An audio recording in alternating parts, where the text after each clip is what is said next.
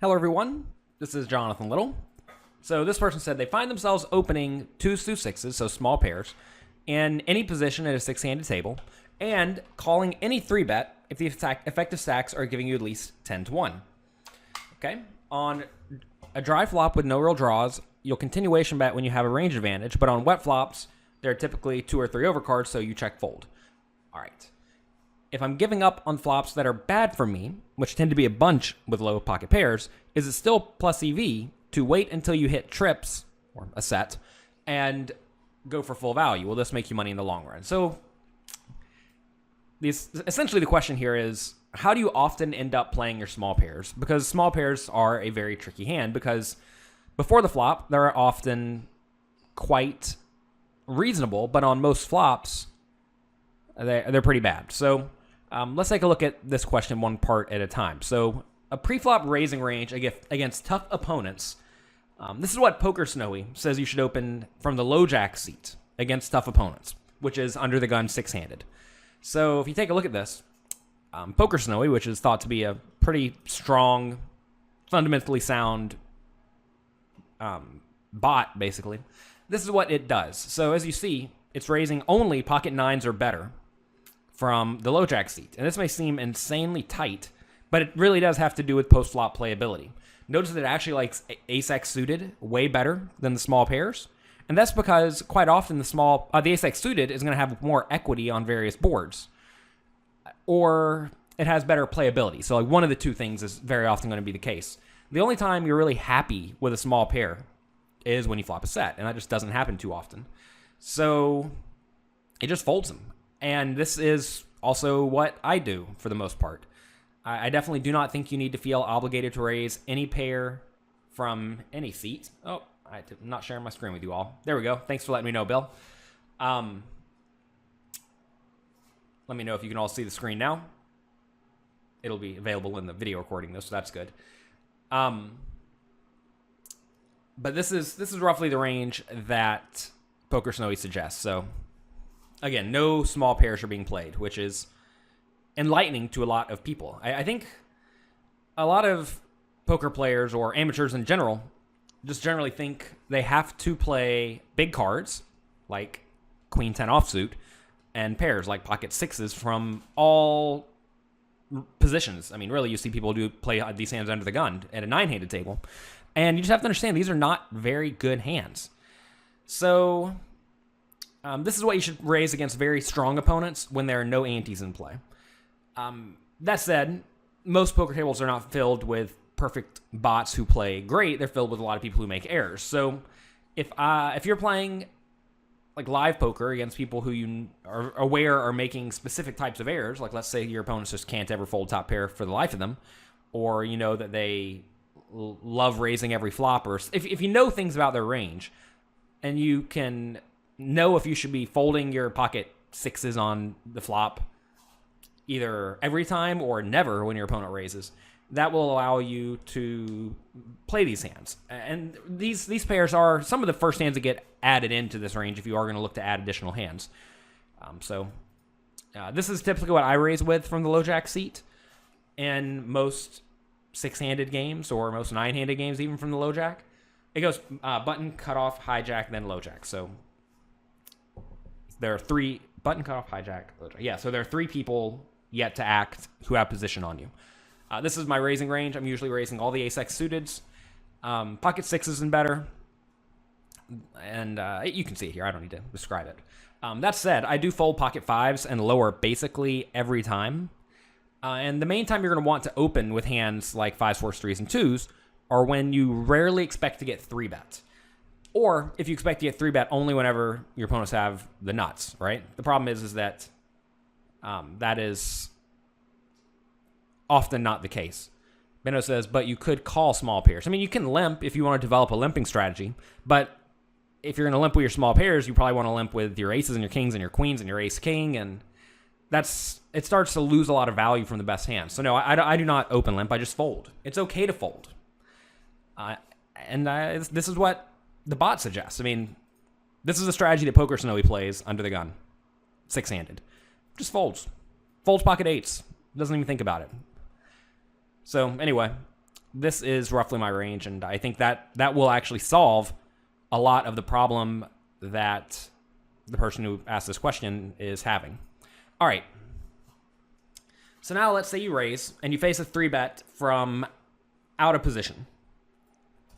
All right, so when you face a 3-bet. So when you're out of position, meaning you raise from, I don't know, a low jack or high jack or cutoff, and then let's say the button 3-bets. If the 3-bet is larger than about 2.5 times your raise, you should fold. And yes, we're assuming 100 big blinds deep. That was generally assumed.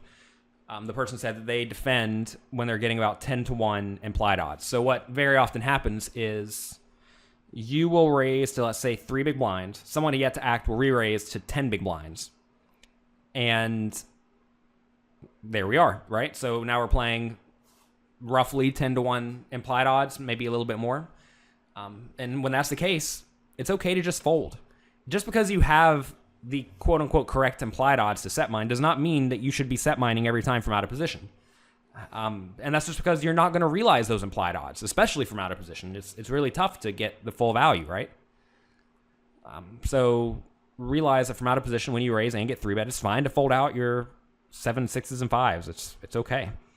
If you're in position, you can typically call if the 3-bet's a little bit bigger, but if your opponent makes it big, it's, again, just okay to fold if your opponents are playing well. Now, if they're lunatics and they're really blasting off, then yeah, you should be sticking around more because then you're going to have larger implied odds. And if your opponent's a super net, you should also be more inclined to call because you know they're going to pay you off more because they're starting with such a strong range. But against like good, competent players, you cannot set mine as often. It's okay just to fold. So from out of position, you need to be getting better pot odds to justify sticking around. And that's just because you're going to realize your equity worse. And these are not set in stone rules. And as stacks get deeper, you can defend a little bit more. But, 2.5x from out of position, 2.75x from in position, I think it's fine to fold if they make it bigger. And especially in small stakes cash games, especially live, very often you'll raise, let's say, $6 at 1-2, and somebody will make it 38. So you fold. It's okay. You could also consider adding the small pairs to your 4-bet bluffing range. I think that's perfectly reasonable. If you go back to this range and take a look at this, let's say you raise with this range and get 3-bet big. So let's say you make it 3 big blinds and your opponent makes it 12 from out of position with our 100 big blind stacks. You can make it 25 big blinds with some of these hands. So you typically want to be doing that with the suited aces and your best hands, just because those have a lot of blocker value. Then you'll probably want to fold out the suited connectors and the small pairs and these offsuit big cards and call with some of these cards right in here that are going to flop pretty well. But you can certainly bluff sometimes with 6s, 5s, 4s, 3s, 2s if you decide to open them. Don't feel like you just have to fold them every time. It's if you think you need to be bluffing more because there's a hole in your opponent's game, because you think he's 3-betting you too often and then will fold to 4-bets too often, these are okay hands to 4-bet. Yeah, I mean, that's a good strategy against a lot of reasonable maniacs who win by just applying aggression, but whenever they get played back at, they get out of the way. So definitely consider bluffing those players a little bit more. All right, so next question was, what do we do when we raise and get called? And I just think you should use the post-flop strategy we discussed in the previous mini webinars here, where you're betting with your best made hands and your draws, and you're checking your marginal made hands and your junk. That said, some general guidelines. When you make a set, continuation bet essentially every time. Do not slow play. I just had an article come out about this on jonathanlowpoker.com. Do not slow play. And it seems like slow playing is something that, I don't know, it's like people think it's cool or just like the obvious right thing to do. And I think it's because people have a real fear of not getting paid off. But what happens when you slow play very often is you don't get paid off. Right? I mean, your goal when you're playing like 6 max, 100 big blind deep cash games is to get maximum value with your good hands and also still be able to bluff a decent amount of the time. And you have to realize if you're slow playing, you're nuts. You actually can't bluff nearly as often because your betting range shrinks, right?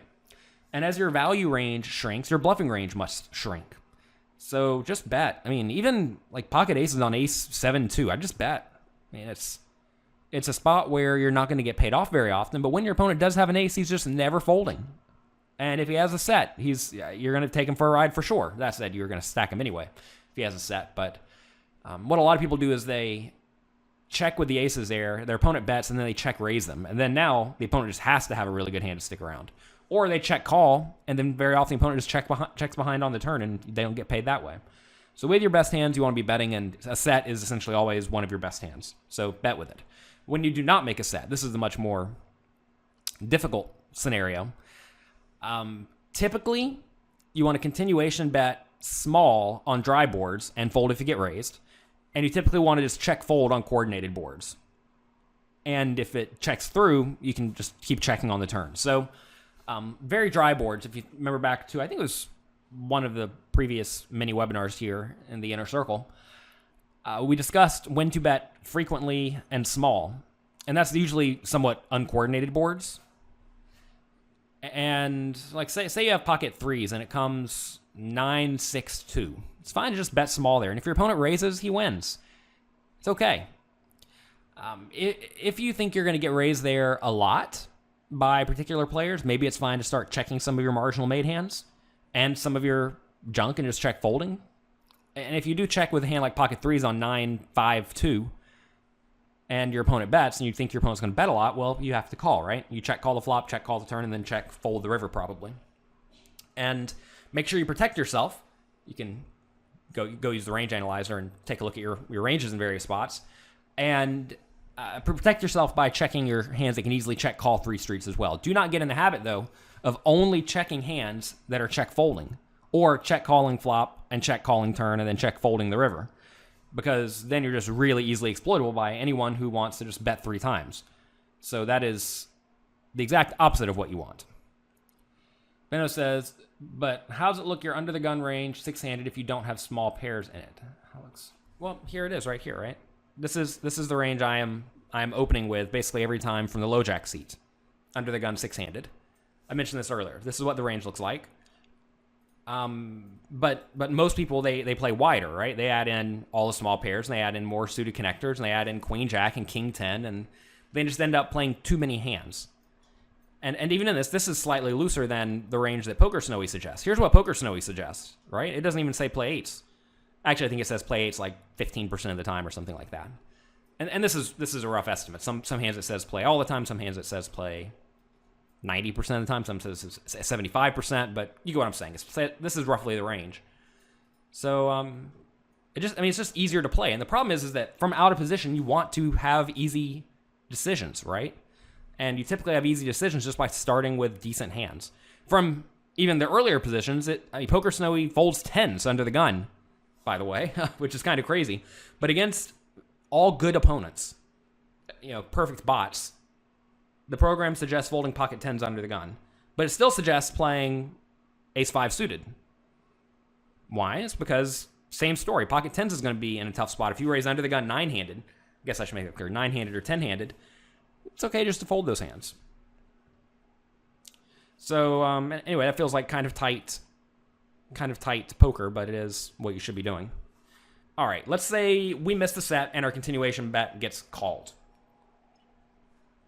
This is that spot that a lot of people fear where, you raise with your small pair and then you bet the flop, your opponent calls, and we go to the turn, and the turn's always going to be bad unless you make a set. I don't think I've ever made a set on the turn. It's impossible. It's at least what a lot of people will try to tell you. When that happens, often your hand's just going to be a marginal made hand, and you're going to check fold it. Or maybe check call it, but usually it's just going to be a check fold. Like, say you do bet threes on 9-6-2, and your opponent calls and turns a jack. You're just check folding. It's okay. And that is because your small pair is either a very weak marginal made hand or just junk. If your opponent is prone to float you, though, definitely consider check calling with a wide range of made hands on the turn, including the small pairs. And then you can check fold the small pairs on the river and check call all the top pairs and medium pairs. And that will usually work out pretty well for you. So, of course, be aware that whenever you're checking in that spot, it implies that you are... It implies that you are checking your strong hands as well. Because I want to make sure that everyone understands that basically you just do not have to play the small pairs. And when you do, realize that you're going to lose them a lot of the time. Small pairs are the hands that you're putting in a small amount of money, or you are putting small amounts of money, and then you're just going to end up being done with the hand, and it's okay. I think people get in their minds that they have to win the pot a lot, and that leads them to just barreling off with their small pairs, or never ever folding it, or just taking the line of only checking junk that cannot get to showdown, and that's just lighting money on fire against a lot of people. So doesn't look like anyone has any more questions, but I think it seems like from what you all have typed in, sort of like the most enlightening part of this is just pre-flop raising range. Tighten up a bit. It's okay to be tighter from the low jack seat against people who are going to play well. And the question was about online six-handed cash games, and that almost implies that the opponents are playing reasonably, right? I actually had a coaching session today with someone who plays on Ignition, which is apparently a site where the players are random. And we had heads-up display stats over like 100 hands for the various players who came in and out of the sessions. And they were playing horribly, like 90% of hands, or 52/3. Like really, really, really bad stats. I think it was 50-cent big blind game. So, 25-cent, 50-cent, $50 buy-in. And those players had no clue what they were doing. And against players like that, I definitely do think you can justify playing the small pairs, because those players are going to make big errors. But, you need to be aware of what your opponents are doing. But if you're playing like $1, $2 Zoom on PokerStars, you need to stick to really, really, really strong opening ranges, because everyone's going to play well. Benno says, which hands do we call from this opening range when we get 3-bet or 4-bet? Is it a bad idea to call with suited connectors? So we just discussed this a minute ago. So typically, it depends on the sizing, right? If your opponent 3-bets tiny, like a min raise, well, you basically need to stick around with the whole range, right? Because you're getting such great pot odds. But if they make it big, you should defend tighter. But typically, against good players, we are getting it in every time with ace, king, and jacks or better. Very often. Sometimes, against some players, you can call with ace, king, and call with ace, king offsuit, perhaps. I'm sorry, call with ace, king suited and 3-bet ace, king offsuit, and then call with kings and jacks and tens as well, so you don't necessarily always have to get those in. But typically, jacks are better than ace, king. We're getting it in most scenarios, just because those hands are very good, and even a hand like queens is tough to play after a lot of flops. Whereas pre-flop, you can just be fine getting it in against people who are good and aggressive, right? But that's not the case against a lot of people. Like I was telling the guy today in our coaching session, in his games where people are literally never 3-betting, well, ace-king is not a get-in hand, right? Because if they're never 3-betting, then it kind of presumes that they're only getting it in with aces and kings. So anyway, we're sticking around versus a reasonable 3-bet with something like ace-10 suited and better, ace-queen and better, and then king-queen suited, king-jack suited, queen-jack suited, jack-10 suited most of the time. And we're going to be 4-betting with jacks and better and ace-king, ace-5 suited and lower. So we're folding ace-9 suited through ace-6 suited. We're calling with 10s and 9s. 8-7 6s, depending on the sizing, often get folded. 10-9 suited, 9-8 suited, depending on the sizing, often get folded. King, queen, ace, jack, king, jack, and ace 10 very often get folded, just because these are essentially the bottom of your range. So is it a bad idea to call with suited connectors? I guess you mean call a 3-bet with your suited connectors? Depends on the size, right? And depends on your position. Suited connectors really, really, really need to be in position, by the way, as opposed to small pairs.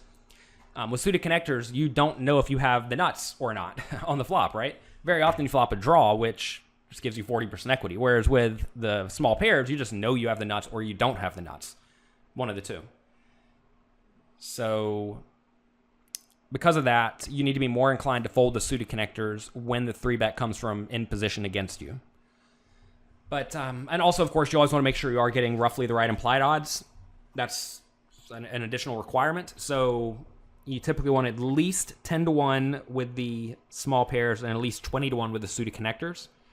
But that is assuming you're playing against someone who's going to pay you off very frequently, essentially. if your opponents are going to play well and not pay off very often, you should just fold a lot of that stuff. Menno says, but when in position, it's okay to call the suited connectors. It depends on the price. Again, if you make it $3 and someone makes it $14 out of your $100 stack, no, it's not okay. Just fold. You don't need to defend very often because the guy's blasting it. If you make it 3 and he makes it 7, then yeah, defend every time. So it's not just a question of do I call with these hands? It's more of a question of what are my pot odds? How deep are we? How's my opponent going to play? Because that really does matter. And as your opponent plays really well, you should play tighter because they're not going to make any mistakes. You should start with a tighter range and then play it intelligently. Robert says he's been using Poker Snowy to help his game. It does seem like it plays very tight. As you use the program, are there places where you routinely deviate from its recommendations? Very often, if I'm playing a game where I know my opponents are going to make errors, I am deviating a decent amount. Some obvious spots for that are, let's say you're on the button and both your opponents are very tight, right? They're both playing 15/12 and they never 3-bet from out of position. That's a spot where you can very often raise with any 2 cards from the button. And you can raise like 50% of hands from the cutoff or more. And Poker Snowy will tell you that's a big mistake.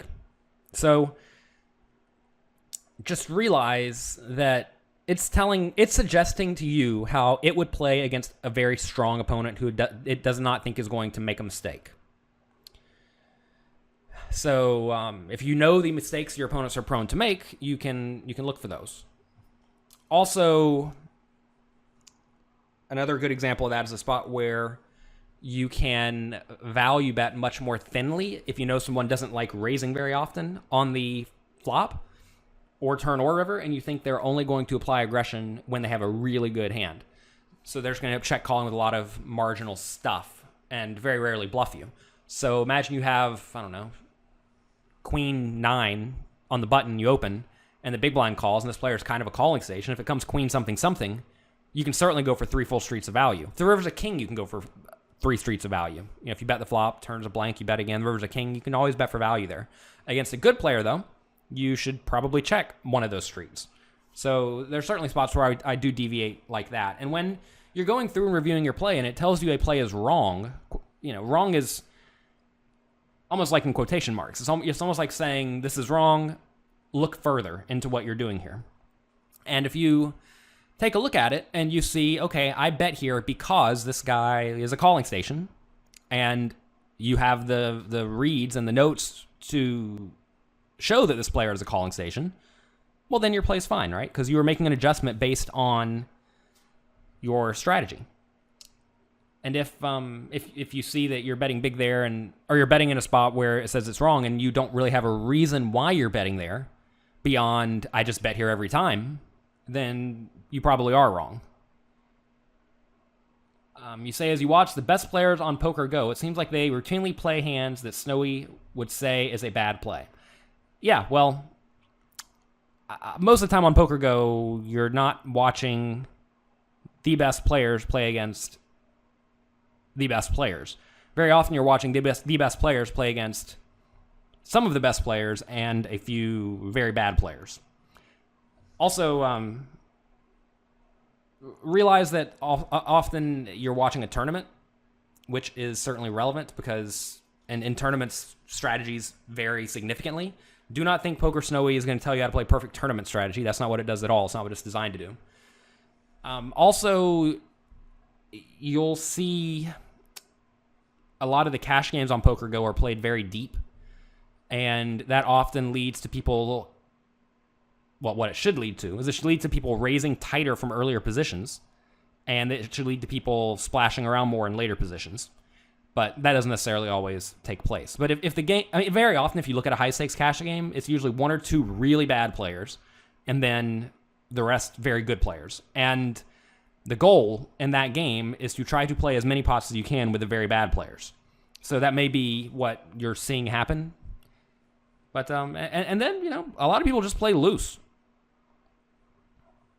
And there's nothing really wrong with playing loose, but a very good starting point is just solid, tight, aggressive poker, and that is what Poker Snowy has decided is optimal as well.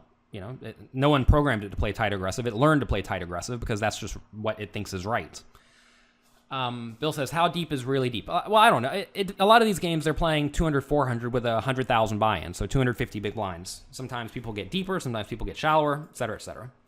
How do you play on the flop when your opponent continuation bets? So, situation, you raise the button, big blind 3 bets, you call. So very often you're going to have a marginal made hand in these scenarios, and usually stacks are going to be getting somewhat shallow to where you can't just fold all the time. So you need to look at your range and just make sure you are sticking around often enough compared to your opponent's bet size to the point where he just can't blindly run you over. And that's it. That's really what it amounts to. And sometimes small pairs are going to be in there. So what happens is, say you do call with pocket 6s, which, maybe you shouldn't even be opening. But let's say you do raise with 6s and your opponent made it small enough to where you can call the 3-bet. And the flop comes Jack 7-4. If your opponent bets, you should for sure need to be calling with the 6s there. So when you do call and your opponent keeps betting on the turn and the river, you should often find a fold. So what this implies, though, is that you really don't have a raising range in this spot. If you play around with PO Solver in spots like this, you'll see that very often on stuff like Jack 6-2 and Jack 7-4 and whatnot, it will have no raising range for the player in position. And that's just because the pre-flop re-raiser should have a nice range advantage on such a dry board, and when your opponent should have a range advantage, you should not be raising that often. Also, you don't really have very many draws, and you also don't have very many nut hands. So all of that should lead you to have mostly a calling range and a folding range. So, you call the flop, and then you have all your top pairs that you just know you're never folding. And then you have your under pairs and your middle pairs that you will end up folding by the river, and that's okay. And then it said when the board is draw heavy, so say it comes 10-9-8, 2 spades, and you have pocket 3s, just fold. Because you're in very bad shape against that range, and now your 3s on 10-9-8 is a very garbage hand. So just get out of the way quickly. Really, just always try to ask yourself, what does my range look like? And where does this hand fall in my range? And just make sure that you are playing some of your strong hands in your passive line as well, if you know that you're going to be calling with these marginal made hands and then folding them eventually. And it says, what about when you have Jack 10 or 9-8 on a... Well, same story, man. I mean, this is what we've been talking about for quite a while in the inner circle and over at pokercoaching.com in the homework questions. It's not really how do I play this hand, it's how do I play my range. And it's actually why I was almost a little bit I don't even know if uneasy is the right word, but I guess uneasy to take on this question, because quite often you shouldn't ask how do I play small pairs. You should ask how do I play my range. And small pairs just fit in there sometimes.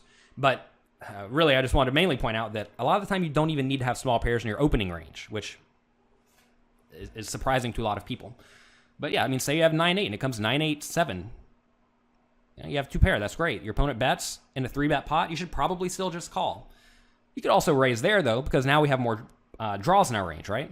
Say we have 9-8 on Jack 9-2 and your opponent bets, well, you have a very clear marginal made hand, so we can call. One thing you will see if you play around with PO Solver is that it suggests min raising sometimes in these spots. It's kind of hard for me to wrap my head around exactly when to do it, because sometimes it has no raising range and sometimes it has a min raising range with like everything or everything that's vulnerable. And I think that's really what it is it will min raise stuff like 9-8 on boards like Jack 9-2. And I think the logic is that the board's quite draw heavy. If you can make your opponent fold out all of his overcards, that's just fantastic. You also extract some value from some worse hands, because now you're pricing your opponent in with his pocket 7s that he decided to 3-bet. So that's something you can consider. You min raise the flop, check. Your opponent checks the turn. You can often bet small again, like a 10th pot or 25% pot. And then if your opponent bets the river, then your opponent's going to check the river and you check behind. And very often you end up losing a little bit more on the flop, about the same on the turn, and none on the river, and you never get bluffed, and you extract value, and you protect your hand a bit. So that's a strategy you can at least consider. I really have not worked with that too much, and it's really more of a deep stacked play than a shallow stacked play. And typically I'm playing tournaments where the stacks are somewhat shallow, And also where I think a lot of the value in tournaments comes from not playing big pots at all. And raising sometimes creates a big pot. Also, I think a lot of people are just fine with ripping it in sporadically, and I really don't want to get jammed on by king queen when I have 9-8 on jack 9-3. Of course, that's only one hand.